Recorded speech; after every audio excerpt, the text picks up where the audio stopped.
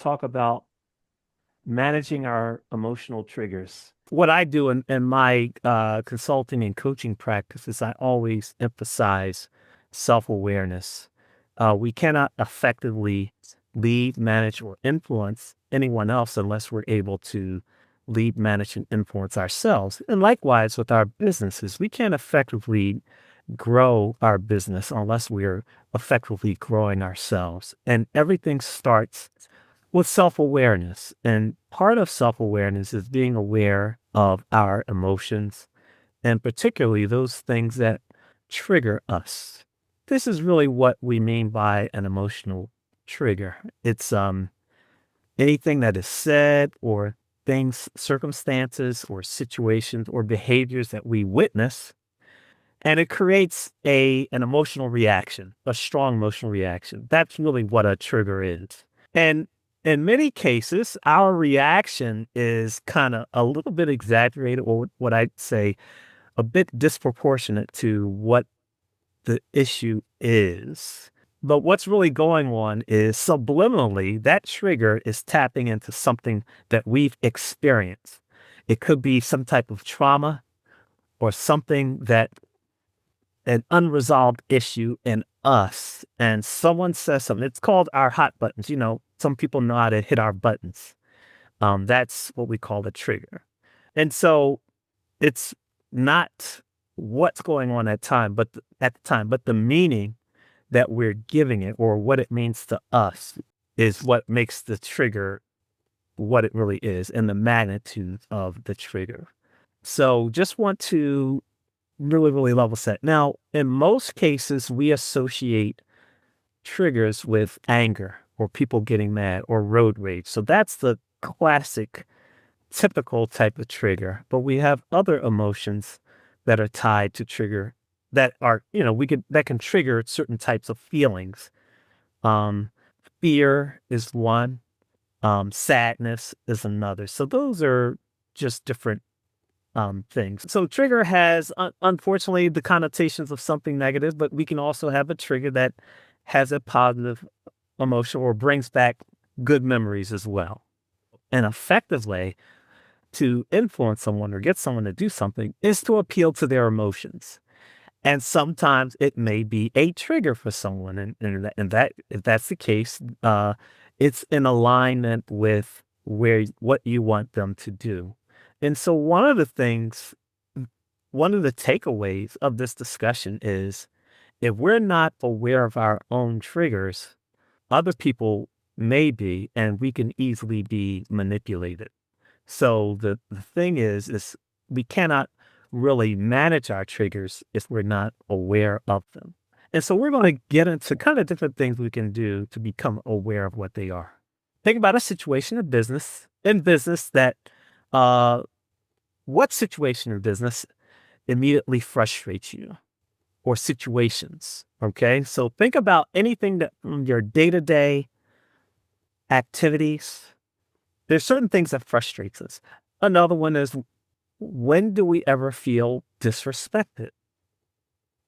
Or what makes us feel defensive? What kinds of situations make us overreact? And what business scenario makes our heart race? Now, sometimes we're not aware that we're triggered. We're just angry. And then other times we are aware. Interesting, because when it comes to, of course, our loved ones, we do have certain reactions to what we hear. And this is what happens when we're triggered. Sometimes we're triggered, and when we're triggered, we're at such an emotionally heightened state that we may not even hear all of the facts or be receptive to certain facts because we're triggered. When it comes to business owners, these are common things that can cause us to be triggered. Triggers are often associated with anger, but triggers can trigger other emotions. Sadness, fear, frustration. If we don't control our triggers, then they will control us, and we will find ourselves in situations where we're not negotiating the best deal, or asking for the right price, or doing what we're supposed to do because of it could be a fear or some type of anxiety or some type of stress. So we're not thinking as clearly. But there's so many things that can happen. Like these are some of the things that are kind of obvious, but sometimes the things that kind of chip away at us that we don't even realize that that's what's going on. And it affects our mood. It affects how we engage others. It affects to what extent we're proactive. And until we recognize and we notice the signals and the things that trigger us, we won't be able to get in front of those things.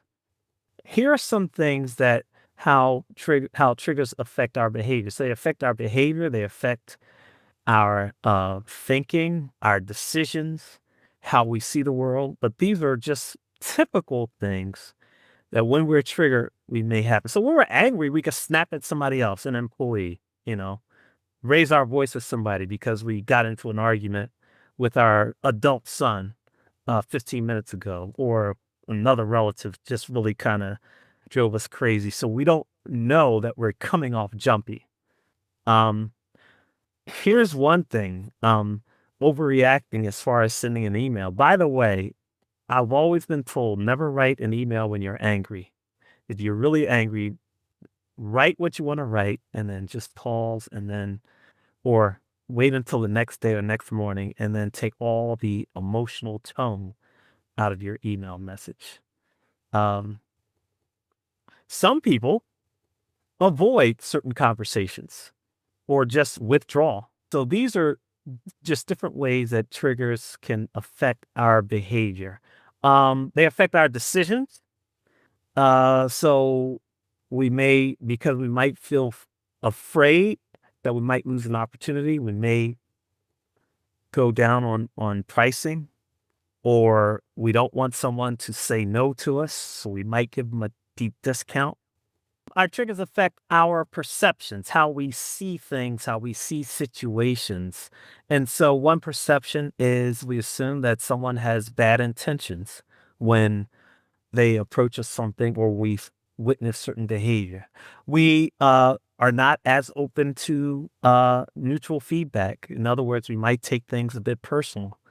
If something seems as a threat, it might be exaggerated. Catastrophize outcomes. So if sales are slower, we make it seem bigger than it is or than what it really is. Again, it's a trigger until we start investigating some facts. So one of the things I want to mention is a lot of times we have a trigger and then we create a story behind what's going on. And so again, we have this emotional reaction to something or someone or a situation, and then we may create a story. And that story is what we tell ourselves without getting necessarily input or facts. We don't manage our triggers. We can chase people away. So that can lead to turnover. More associates or employees could turn over because of our decisions, how we communicate, how we come across. We could lose customers. That can affect our reputation. We don't negotiate as well. We don't capture opportunities and burnout. Recognizing triggers, they fall into three general areas. It's, our triggers affect us physically, definitely emotionally, and our thoughts. So from a physical perspective, we may experience tightness in the chest. Our heart might kind of beat a little faster, sweaty palms, and get a little bit restless, clenched jaw. Again, when we're angry or when we're frustrated, there is a physical response. So we want to be definitely in tune with the body. So then we have emotional awareness. Okay, these are typical types of emotions that we experience as business owners when we are triggered. Definitely anger, fear, sometimes shame. And then here are some thoughts when, let's just say, someone says something or something happens or we get a bad review or whatever. Sometimes these are the thoughts that go through our heads. And these are just some of the many thoughts. They don't respect me, or they don't respect my value, or they don't understand me. I'm going to fail or I'm going to screw up. Okay. Uh, I got to prove myself. I'm going to show them what's up, whatever. These are just things that we may say to ourselves when we are triggered. Now, here's the thing. Sometimes this kind of helps us kind of really, really show up and perform extremely well. But then other times this may cloud our judgment, or we might make assumptions that are not there. We may tell a story that or create a story that doesn't necessarily exist. Here's what we want to do, what I call a step-by-step process in managing our triggers. So again, we have to identify the trigger. Previous three slides are kind of recognizing them. But once we realize that we are triggered, okay, again, we are experiencing something unsettling in our stomach or our neck, or if we feel ourselves getting angry or afraid, or we're starting to talk to ourselves, the best thing to do is to pause. Okay. And what that does is it creates space between the stimulus. So the stimulus is what happened and then our response. So before responding or reacting, the best thing to do is pause. An example is don't send that text back to someone. Someone says something that is kind of off-putting through text. Before we respond right away because we're frustrated or agitated, just pause and then go through some of the other steps before we actually respond. And then take a breath or take a few deep breaths. So by taking breaths, by kind of breathing, that kind of helps us calm down. So breathing has a tremendous calming effect. So then the next one is to kind of label the trigger, give it a name. Once we're able to label something, when it reoccurs, we can recognize it right away. By giving something a name, it reduces the intensity. Um, and so naming something is right now I feel anxious. That's naming it. Okay, right now I feel rejected. Or I feel one of my triggers that I really have to cope with is when someone is condescending. If someone is speaking down to me, for some reason, it just reaches, I don't know, it takes me back to my childhood. And I just get this feeling. And I'll either lash out or I'll internalize or I'll withdraw, depending on the circumstance. But that's something that I really cannot tolerate. And I, it's something that I have to work on. So I try to do everything I can not to be put in a position where somebody is being condescending. But when it happens, I have to say, okay, I'm feeling a certain kind of way. And instead of really responding, let me pause, let me take a breath, let me throw out a question, let me kind of bring it to that person's attention. So that's just one way of dealing with it. Here's another one. It's called questioning the story. So a lot of times when we are triggered and we may feel as though somebody is up to no good or is undermining us or whatever, that may be the story that we're telling ourselves. And so we have to question that. And so just a few questions include, what evidence do I have that this person's trying to stab me in the back? Or what evidence do I have that this person is really intentionally insulting me? Because sometimes we can be insulted, but that may not be the person's intent. It's just coming out. They may not have good, strong communication skills. Or what else could this mean? Am I reacting to something that's going on right now or something in the past? So that's step 3. Step 3 is kind of challenging, but it really, we have to, over time, we can practice and get there. And then choose a response. Okay. So then now is the time to respond. So steps 1, 2, and 3 might take a few seconds or might take a half a day, depending on the circumstances. And when we want to respond, we can ask ourselves, what's the best thing that I can say or do that is in alignment with my goals? Do I want to work with this person as a customer? Do I want this person to become a referral? If that's the case, then what's the best way to respond? And then, of course, we respond. Or what would the CEO version of me do? Okay, as opposed to the non-CEO. I'm the president of this organization. If I were to put on my CEO hat, what is the best thing to do in this case? What's the best response that can build credibility and establish mutual trust? Those are just different things when I'm thinking about a response. And then the last one is afterwards, think back, what caused me to feel triggered? What was the belief or underlying issue that made me feel this emotion? So these are the steps in managing triggers. We're going to have triggers. We're human. And to eliminate them, that is a deeper thing. That's more therapy. But the whole thing is recognizing them is the starting point, and knowing that we're going to have them, then we can navigate certain situations. So if we really think about it, some of the people who cause the most triggers are the ones closest to us. They could be our adult children, our parents, siblings, or whatever, or people we work with a lot or we have to work with. So there are certain people I'm in a fraternity.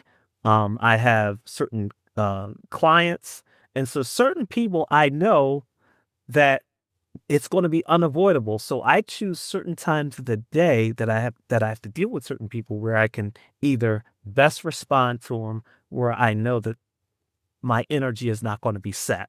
Because if we're around someone who inadvertently hits our button, that can really drain a lot of energy.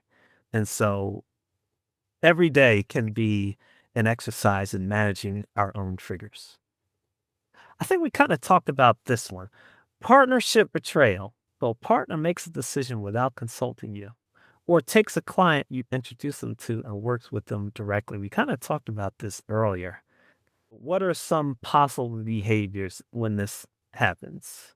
An example would be blowing up the relationship immediately, like, just cussing the person out and say, get out my face, never talk to me again. What assumptions may have been there that in general? And here's an example.